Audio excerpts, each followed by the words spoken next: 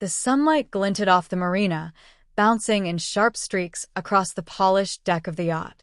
I smoothed the front of my silk blouse, feeling the cool fabric against my skin, and glanced at the phone buzzing insistently in my hand. Each vibration made my chest tighten, a familiar mix of irritation and anticipation. It was a text from my husband, Daniel. The words were blunt, almost casual. "Family cruise is confirmed. You're not invited." I stared at it, coffee cup trembling slightly in my hand, the bitter aroma filling the room. Not invited. As if my presence had suddenly become a liability. For a moment, I let the sting of hurt sink in. But beneath it, a simmering current of pride and disbelief ran through me. He didn't know what I had been building, the life I had quietly carved out while pretending to blend in. The irony wasn't lost on me. He thought he held the power. I leaned against the railing, letting the warm wind brush past my hair, my eyes scanning the horizon where the ocean met the sky. Calm, endless, untouchable. The way I wanted my life to feel, unbound by someone else's control. I tapped out a quick reply, but paused. No need for words yet.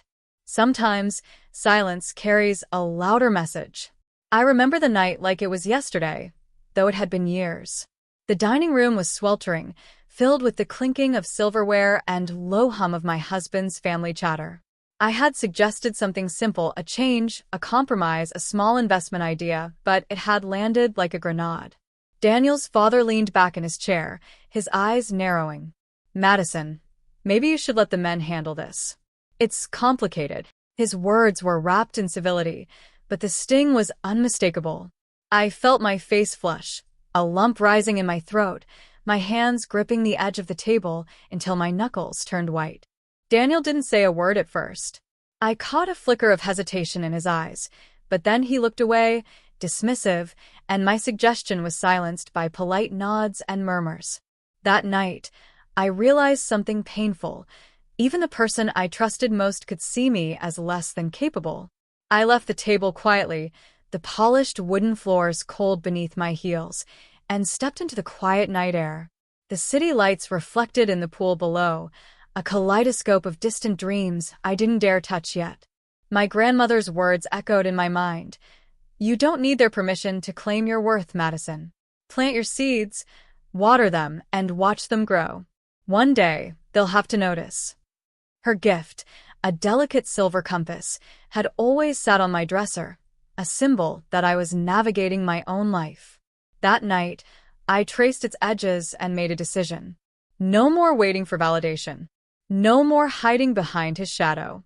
I would build, silently, steadily, until my own light was impossible to ignore. By the time I returned inside, I felt a strange mix of resolve and fear. It was terrifying to step alone into the unknown, but terrifying in the way a storm can feel, fierce, exhilarating, and necessary. That single night marked the first step of my real journey, toward independence, toward proving, first to myself and then to the world, that I was capable of far more than anyone had believed. I started small, almost invisibly. Late nights in my tiny apartment, the hum of my laptop the only companion, as I poured myself into plans and spreadsheets, learning the intricacies of investments, market trends, and negotiations. The compass from my grandmother sat beside my coffee mug, a constant reminder that I was steering my own course. At first, the nights were long, the doubts louder than any encouraging word. Could I really do this? Could I succeed without leaning on Daniel or the family's connections? I shook my head, ignoring the tremor in my hands. Each small failure was a lesson. Every closed door only fueled a sharper determination. Then I met Olivia Hart, a seasoned investor with a reputation for spotting talent. She saw potential in me before I even fully saw it in myself. "You've got fire," she said the first time we met over cold lattes in a downtown cafe. "Most people fold under the pressure. You'll bend it to your will." Her confidence was contagious, and under her guidance, I began to grow. I remember the first big client I secured. My palms were sweaty, voice barely steady, as I presented projections I had spent weeks perfecting. And then the nod, the handshake. That small victory felt monumental. It was proof that I could operate in this world, not as a wife or a daughter-in-law, but as a force of my own making. From there, everything accelerated. My ventures expanded. A boutique investment firm here, a partnership there. By the time the family believed I was settling into domestic life, I was quietly acquiring properties, yachts, and stakes in businesses that once seemed untouchable. My social media showed curated glimpses, a tasteful coffee shop brunch here, a book launch there, but nothing that would betray the empire I was quietly assembling. Through it all, I remained invisible to them, a shadow in their narratives. Yet every email, every signed contract, every calculated risk was a silent declaration: I am not who you think I am. And so I thrived in the quiet. I celebrated small wins alone, laughed at my own clever maneuvers, and slowly watched my net worth climb to heights that would have left their jaws dropping. They thought I was a dependent wife, a background character in Daniel's story. Little did they know, I was writing the preface to my own legend, and soon the chapter where they would finally see me. The day arrived with a crisp clarity, the kind of morning that feels predestined. I had arranged for the family to meet me at the marina, the yacht gleaming like a jewel under the sunlight. Daniel had expected a quiet lunch, perhaps a smug sense of triumph that I was absent from the family cruise. He didn't know that absence had only given me more space to grow, more time to prepare the ultimate reveal. I stood at the helm of the yacht, my tailored blazer catching the light, heels clicking on polished teak. The scent of fresh salt water mingled with the subtle notes of my perfume, a quiet assertion of presence. When the shuttle arrived to drop them off, I watched the group approach, eyes filled with expectation and, for some, faint judgment. They stepped onto the deck and paused, frozen. My mother-in-law's mouth parted, and even Daniel's confident stride faltered. The yacht wasn't just large, it was meticulously designed, with rich wood finishes, contemporary art, and accents that spoke of understated wealth. A modern office tucked on the deck featured my own work, framed investment charts, signed agreements, and photographs from business milestones. Every detail whispered power and independence. I waited, letting the silence stretch, letting them take it all in. Their surprise was deliciously slow, the way disbelief unravels in stages.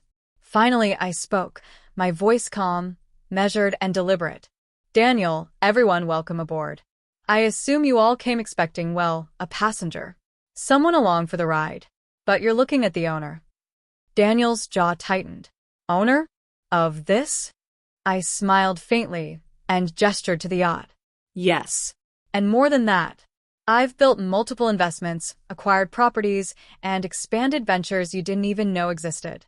I didn't need to rely on anyone, especially not the approval I didn't receive. Gasps rippled through the group.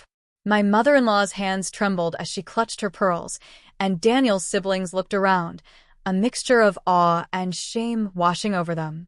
It was more than material, it was symbolic. I had turned absence and dismissal into triumph, proving that I was not a footnote in anyone else's story. I guided them through the yacht, letting each space speak for itself. The office, the lounge, even the intimate dining area. Everything reflected careful planning, hard work, and vision. They lingered, reluctant to speak, as the weight of reality settled in. Then I paused at the helm again, looking directly at Daniel. You uninvited me from the cruise because you assumed power over me. But power isn't given, it's earned. And Daniel, you forgot one thing. You never owned me. I do. The silence that followed was heavier than any argument. Their disbelief slowly transformed into recognition, a grudging respect I had earned without compromise. I could see their minds racing, calculating how they'd underestimated me, how they'd taken my presence for granted. And in that moment, I felt a quiet, unshakable satisfaction. This wasn't revenge, it was revelation. I let them stand there for a moment, absorbing the reality of my presence and power. The air was thick with a mix of awe, guilt, and unspoken questions. Daniel's pride had taken a hit, and I was careful to wield my victory with precision, not cruelty.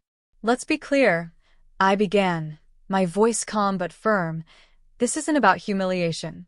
It's about accountability, about respect, about finally seeing me as an equal, not a shadow of your assumptions. I looked at each of them in turn.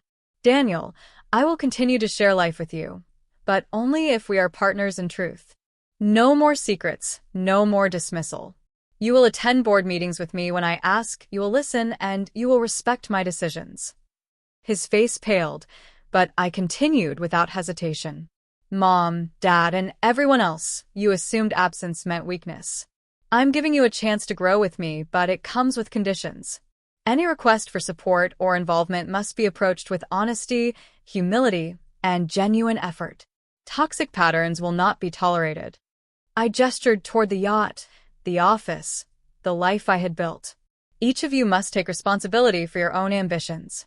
You can be part of this journey, but only if you pursue your own growth rather than trying to control mine. And yes, that means confronting habits, fears, and excuses that have held you back. I let the words sink in, watching them squirm under the weight of accountability. Compassion guided me. This wasn't a punishment, but firmness was necessary. I cared enough to give them a path forward, but I would not sacrifice my independence or achievements for their comfort. Finally, I addressed Daniel again. I love you, but I will not be ignored or underestimated. If you want to be part of this life, you meet me as an equal. Anything less, and you step off the yacht of your own accord. I could see his mind racing, the magnitude of my conditions settling in. They were steep, but fair. And as much as I relished the shock and the awe, the real power was in the clarity I offered. I was no longer a passive player. I was the captain, and the rules were mine to set. By the time the conversation ended, a subtle shift had occurred. Their deference was not born of fear, it was born of realization. For the first time, they understood that I was neither dependent nor delicate. I was deliberate, resilient, and unassailable. And in that shift, I found a sense of balance I had long been seeking. Not revenge, not domination, but alignment. Everyone had a chance to change, to grow, and to be seen as their better selves. Just as I had been seen finally. Weeks passed, and the ripple of that day's revelation continued to transform the family. Daniel began showing up, not as a gatekeeper, but as a true partner. Asking questions, sharing decisions, listening. The siblings, inspired by my example, pursued their own ventures, leaving behind old resentments and patterns that had kept them stagnant. Even my mother-in-law softened, learning to respect ambition rather than dismiss it. I watched quietly from the helm one morning, the sunrise painting gold across the water, and I realized how far I had come.